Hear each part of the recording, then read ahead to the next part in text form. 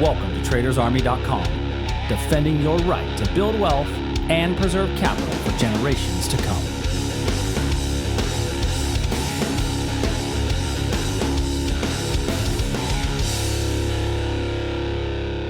Good morning, everybody. Thursday morning. Hope you guys are all having an absolutely amazing day. It is an absolutely beautiful Thursday morning as we're about to roll with our daily market commentary, where we do what we do each and every day, identifying potential breakouts and reversals trades from an educational perspective. Real quick announcement today. We've got a webinar tonight on investments. So if you are interested, join our investment checkup. It's not trading focused. It is definitely investor focused. So if you have a 401k, if you know somebody with a 401k, if you have a financial advisor and you just want to be able to ask them better questions and maybe hold them more accountable, go to tradersarmy.com/registration to register, and you can join us for tonight's session. So let's go ahead and dive right in. So today, starting with the S&P, we are down a little bit. We had a pretty nice sell-off yesterday.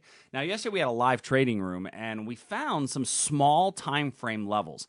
And the small time frame levels that we found yesterday just did not hold up. Our 15-minute levels did not hold up in these markets. We came right down through these levels. These levels did not hold.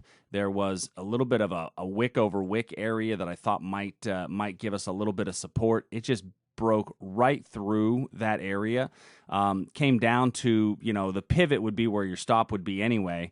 And so technically what you may have done if you put your stop below the pivot, which might have been a little bit of a wider of an area, after 6 candles, you could have been out. So either way, that level did not hold, and we came down to our confirmation level and broke through that before popping up. And so that level as well did not hold because it broke through before. But then we came to our retracement to the speed candle, right? Speed candles tend to get retraced, and they oftentimes become decent reversal points. Now, in this case, 6 candle rule, 1, 2, 3, 4, 5, 6, it had really gone nowhere. So at that point, you take your stop, move it to break even. So you have gotten about an 8-point move off of that level at this point. Stop moved up to break even. Now, I'll be very willing to trade a lot if you took the smallest risk up here possible, which is just this little area. That was a 3-point risk. If you took the much wider, then you probably got out at around break even if you followed the 6 candle rule, because that was a 15-minute level. Either way, I'll take a 3-point risk, take that stop out loss in order to generate an 8-point return, and it's still running a little bit, right? Now, what has that done to our 4-hour chart? Well, for our 4-hour chart, that's given us a slightly lower low and a slightly lower high, giving me the okay to short a reversal. See, before this, I could only short a breakdown, which we'll look at that breakdown short in the NASDAQ here in a few minutes. But I could only short a breakdown. Now that we have a lower swing low and a lower swing high, it actually is okay to look at shorting a reversal. And so today, the best reversal that I see would be this wick over wick area here on the hourly chart. Remember that wick over wick areas, when they're around pivots, you're going to want to place your stop around that pivot, not necessarily at the wick over wick. You can do it at the wick over wick. It's just a little bit more tight, and you might get stopped out. But that's where I would look at for today for a potential reversal. Now, if you took this long out of this level, I would at this point take your stop, move it to break even, so that at the very least you've locked that in. I would actually maybe even be considering taking a little bit off the table as I look at this on a 15-minute. You've got this wick up here that could act as a stalling point. Let's see if we stall in this region. But this is the area that I'm looking at on the hourly chart, in that wick over wick kind of space.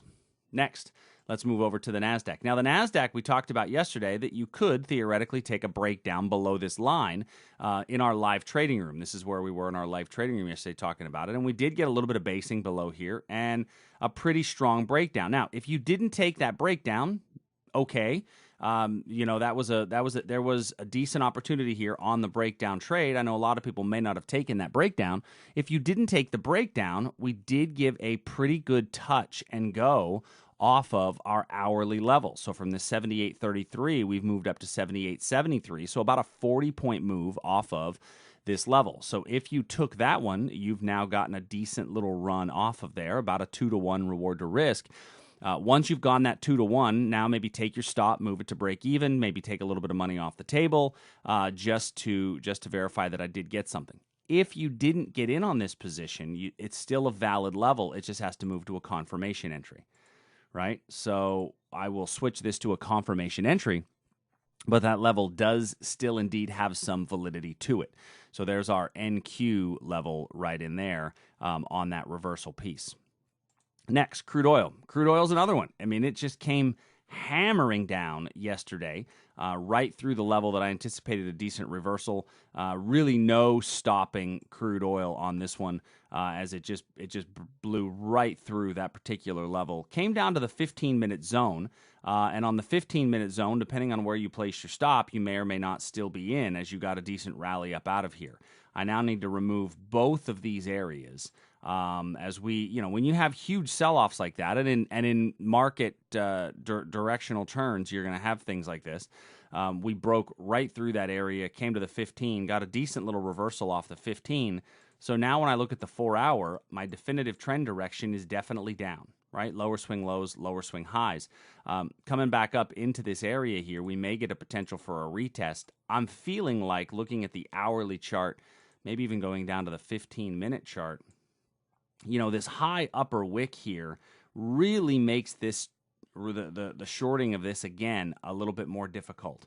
So if there's a reason for me to get short, it'll probably be on a candle-to-candle style somewhere up in this region.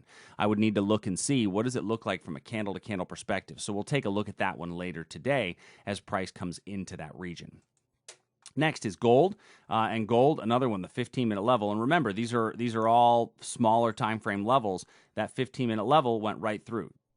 If it goes through the S&P demand, then it's going to go right through the gold supply, right? That's exactly the way it occurred. The difference was we didn't have another gold supply level up here to really lean on and talk about. Now this level here was still inside of the bigger triangle reversal pattern, and we didn't break out of that reversal pattern yet.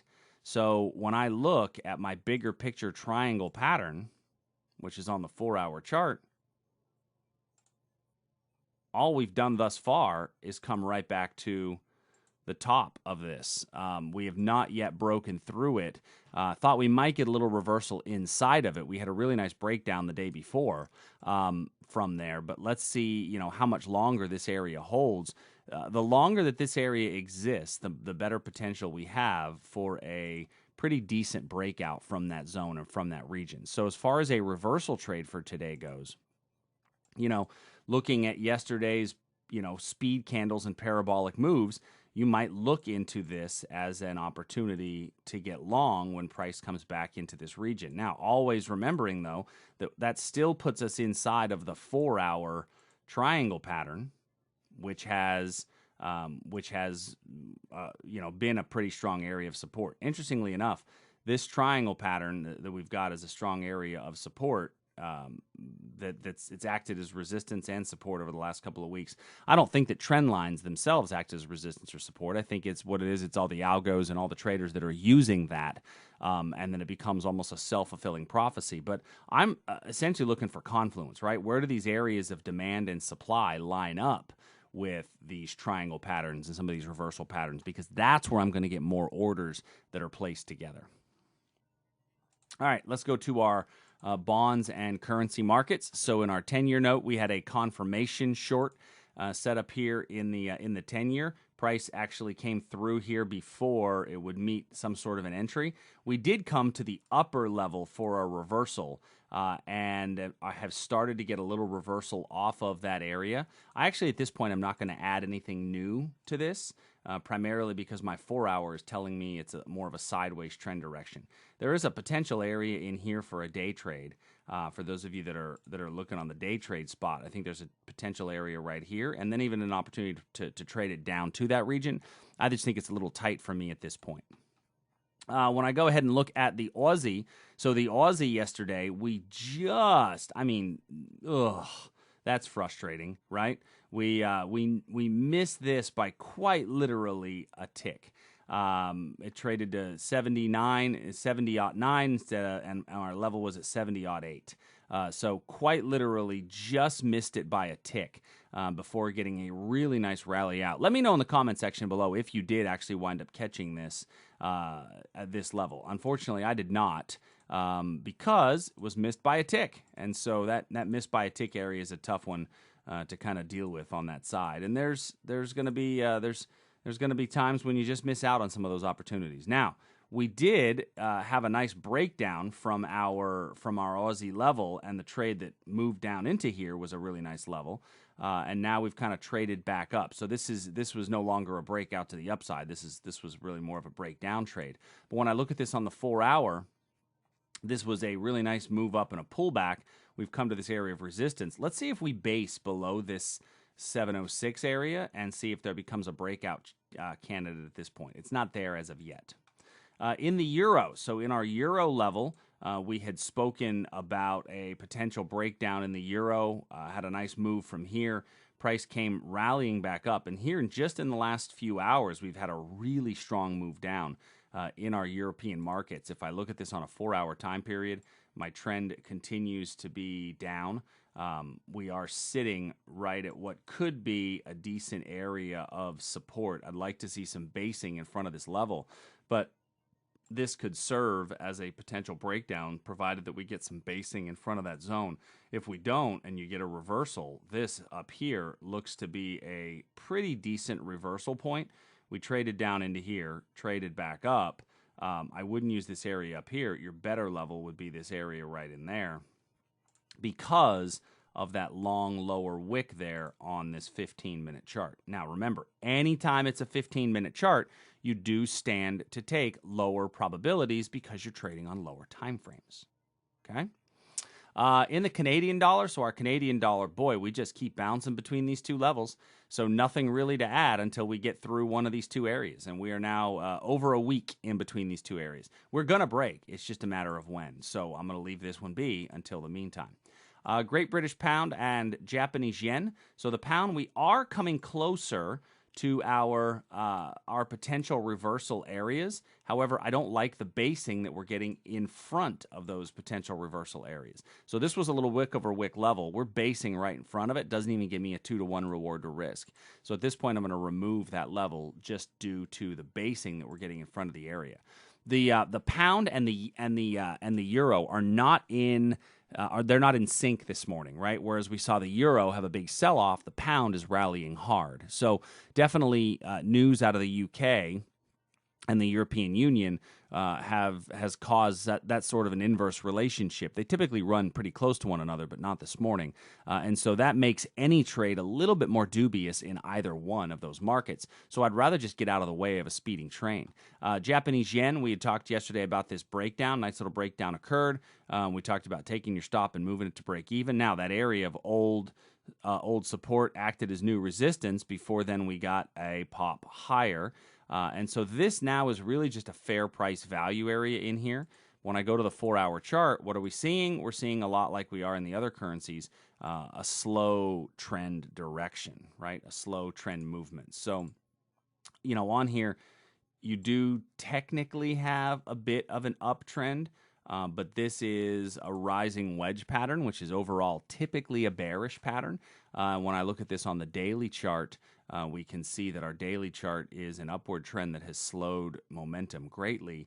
I think your better opportunity is really for a breakdown. And if you're a little bit of a bigger picture trader, this is a really good candle-to-candle trading opportunity from that side and from that piece. So all in all, we're getting a decent rally this morning off of our demand levels. A couple of smaller misses on those positions yesterday, but then came into the bigger picture timeframes, and we saw the bigger picture timeframes hold a bit better. So keep that in mind always, right? That 15-minute levels don't have the same validity that 60-minute levels do, and you're not going to have as high a probability on some of those 15-minute levels as you would on some of the 60s. And so make sure that you scale your positions appropriately. One of the things that we've talked about is how do I combine the micro positions with the minis, right? How do I take the ES micro, if you will, with the ES and use that as a way to leg into trades? So maybe that could be a webinar that we could do at some point in the future. If that's something you want to hear more about, do me a favor, the comment section down below. Type something in that comment section down below. Also, if you could, do me a favor, give me a thumbs up, give me a like. It doesn't take you any time whatsoever to push the little like button, but it means a lot to the YouTube algorithms. So I would really appreciate it. It takes you no time at all to go click. And I hate being pandering for likes and things like that, but it would be nice for more people to see the videos. So, all right, everybody, hope you guys have an amazing day, and I will see you tomorrow morning or tonight on the webinar, tonight, 7 o'clock, tradersarmy.com/registration. Look forward to seeing you in person. Feel free to come with any questions that you might have, and I will talk to you soon.